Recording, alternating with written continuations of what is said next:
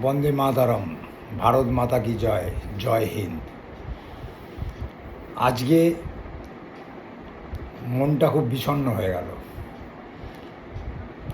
আমরা বলতে গেলে এবারে দ্বিতীয় স্বাধীনতা পেয়েছি।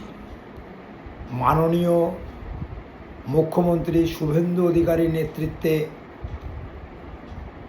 আমাদের এই বাংলার আপামর জনগণ দ্বিতীয় স্বাধীনতা পেয়েছে। এর আগের সরকারে কেউ সরকারের বিরুদ্ধে মুখ খুলতে পারতো না, প্রতিবাদ করতে পারতো না। কিন্তু মাননীয় মুখ্যমন্ত্রী শুভেন্দু অধিকারী বিগত 5 বছর আমরা দেখেছি কিভাবে সাধারণ মানুষের জন্য লড়ে গেছেন। পথে ঘাটে যেখানে ইচ্ছা তিনি চলে গেছেন। মানুষ কোনো অসুবিধায় পড়লে তিনি ঠিক কাছে পৌঁছে গেছেন। কাছে পৌঁছে গিয়ে তিনি মসিয়া হয়ে দাঁড়িয়েছিলেন। তাকেও সরকার চেষ্টা করেছে অনেক রকম কেস দিয়ে বন্দি করে রাখার জন্য, কিন্তু মহামান্য আদালত সব কিছু চাক্ষুষ করেছে। চাক্ষুষ করে তাকে কোনো গ্রেপ্তারের অনুমতিই দেয়নি। তাই আমাদের যেই নতুন বিজেপি সরকার এসছে, এর মধ্যে শুভেন্দু অধিকারী মহাশয়ের অবদান 100% স্বীকৃত। আরও অনেক নেতা আছে, তাদের দেখাই যায়নি, সেরকমভাবে দেখাই যায়নি। কিন্তু মাননীয় শুভেন্দু অধিকারী মহাশয় যেভাবে লড়ে গেছেন আমরা দেখেছি। তিনি অনেক কষ্ট সহ্য করেছেন, অনেক গ্যাটের পয়সা খরচা করেছেন। পথে ঘাটে বিভিন্ন জায়গায় পুলিশ দিয়ে হ্যারাসমেন্ট করা হয়েছে, কিন্তু তিনি দমে যাননি। এই হচ্ছে আমাদের শুভেন্দু অধিকারী, মানবিক মুখ্যমন্ত্রী। তাই তিনি লড়াই করে যে আমাদের স্বাধীনতা পাইয়ে দিয়েছেন, এর জন্য প্রথমে জানাই তাকে অসংখ্য ধন্যবাদ। বিগত দিনের সরকার কাউকে মুখ খুলতে দিত না। তাদের বিরুদ্ধে মুখ খুললে পুলিশ লেলিয়ে দিত, কেস দিত। কত রকমভাবে অত্যাচার করেছে বিভিন্ন ইউটিউবার, সাংবাদিক, বিভিন্ন শ্রেণীর মানুষের ওপর নারকীয় অত্যাচার করেছে।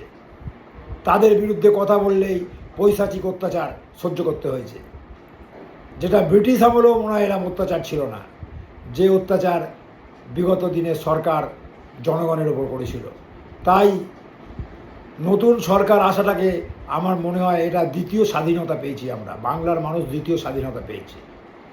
কিন্তু এর মাঝে আজকে একটা জিনিস দেখে খুব খারাপ লাগছে।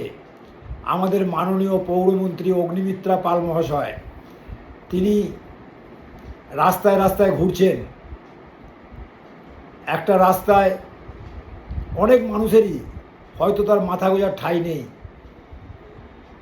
রাস্তাতেই তারা ঘুমোয়, রাস্তাতেই তারা খাওয়া দাওয়া করে, সব কিছু তারা রাস্তার মধ্যেই করে। রাস্তাতে দুধ গরম করছিলেন, কিন্তু অগ্নিমিত্রা পাল মহাশয় তার প্রতি এমন ব্যবহার করলেন, রূঢ় ব্যবহার করলেন, যেটা দেখে আমার খুব অন্তরে লাগলো। আমি একজন সনাতনী, আমরা অনেক কষ্ট করে বড় হয়েছি, তাই মানুষের কষ্টটা আমরা বুঝি। উনি হয়তো সোনার চামচ মুখে দিয়ে এসছেন, গরিবের দুঃখ তিনি বোঝেন না। উনি মানবিক হয়ে কথাটা বলতে পারতেন। এমনভাবে উনি কথা বললেন যেটা সত্যি আমি একজন সনাতনী হয়েও আমি এটা মন থেকে মেনে নিতে পারছি না।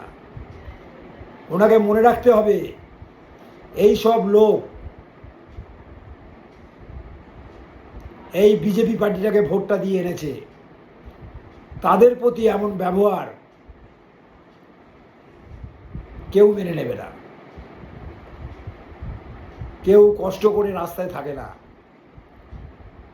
ওনার সেখানে উচিত ছিল ওনার নাম ঠিকানাটা নিয়ে নেওয়া, ওনার জন্য আলাদা একটা মাথা গোঁজার ঠাঁইয়ের ব্যবস্থা করে দেওয়া সরকারের। উল্টে উনি সরকারকে, পুলিশকে বলছেন আপনারা এগুলো দেখবেন না, আপনারা এগুলো দেখবেন না। মানুষের মনের মধ্যে দুটো জিনিস আছে, একটা মানবিকতা আর একটা অমানবিকতা। মানবিকতা যাদের মধ্যে আছে তারা কোনোদিনই এরমভাবে রূঢ় ভাষায় তাকে আক্রমণ করতে পারবে না। তাই অগ্নিমিত্রা পাল মহাশয় ম্যাডাম যেটা করলেন খুব খারাপ লেগেছে। আপনি একটু ভালোভাবে বলতে পারতেন। সামনে একটা তার সেলফ ছিল, সেলফের মধ্যে আরও সব জিনিসপত্র ছিল, সঙ্গে সঙ্গে সেই ভদ্রমহিলা সেগুলো সব খুলে ফেলে সামনে রাখলেন। ওনার বলা উচিত ছিল আপনার নাম ঠিকানাটা দিন। ঠিকানা তো নেই, আপনার নামটা দিন। পুলিশকে বলা উচিত ছিল ওনার জন্য আলাদা একটা ব্যবস্থা করার জন্য। সেসব না করে উনি পুলিশকে নির্দেশ দিলেন এসব চলবে না, এইসব চলবে না। রাস্তার মধ্যে জনগণ হাঁটবে ঠিক আছে, কিন্তু কিছু কিছু মানুষও আছে তাদের রাস্তাটাই হচ্ছে তাদের সম্বল।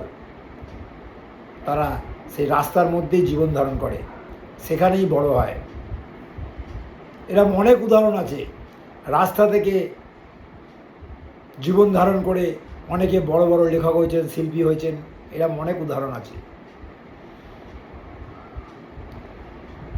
কোনো অসুস্থ মানুষ যদি রাস্তায় পড়ে থাকে তাহলে তাকে সেবা শুশ্রূষা করাও মানবিক ধর্ম। এটা অগ্নিমিত্রা পাল ম্যাডামকে বুঝতে হবে। তিনিও আমাদের এই পট পরিবর্তনে তিনিও অনেক লড়েছেন, কিন্তু তিনি কেন এরকম ব্যবহার করলেন আমরা বুঝতে পারছি না। তাই আমি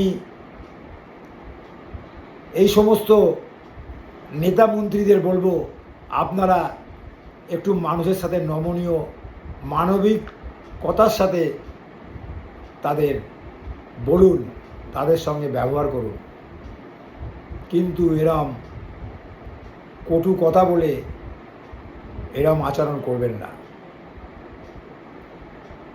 অনেক সময় আমরা দিলীপ ঘোষ মহাশয়কেও দেখি, উনি জনগণের দ্বারা নির্বাচিত, যিনি ভোট দেননি উনি তারও মন্ত্রী, কিন্তু উনি অনেক খারাপ ভাষা ব্যবহার করেন। তাই রাজনৈতিক নেতাদের এগুলো সংযত হয়ে চলতে হবে, মুখের কথার একটা শালীনতা থাকতে হবে। কারণ জনগণই ভোট দিয়ে আপনাদের এনেছে, অনেক কষ্টে আমরা এই দ্বিতীয় স্বাধীনতা পেয়েছি। এই স্বাধীনতা আর চলে যেতে দেবেন না। আপনারা একটু সংযত হন। এই লক্ষ্মীর ভাণ্ডার নিয়ে যেরকম বিরোধী দল রাজনীতি করছে, কিছু কিছু মহিলাকে দিয়ে রিলস বানাচ্ছে, এগুলো ঠিক নয়। সবাইকেই বলবো একটু সংযত হন, কারণ আমাদের মুখ্যমন্ত্রী বলেছেন যারা পাননি সবাই পাবেন, একটু ধৈর্য ধরুন। এই তো আমাদের সরকার 100 দিন পূর্ণ করেছে, সবাই পাবেন, যারা যোগ্য তারা সবাই পাবেন, একটু ধৈর্য ধরুন, কারোর কথায় প্ররোচিত হবেন না।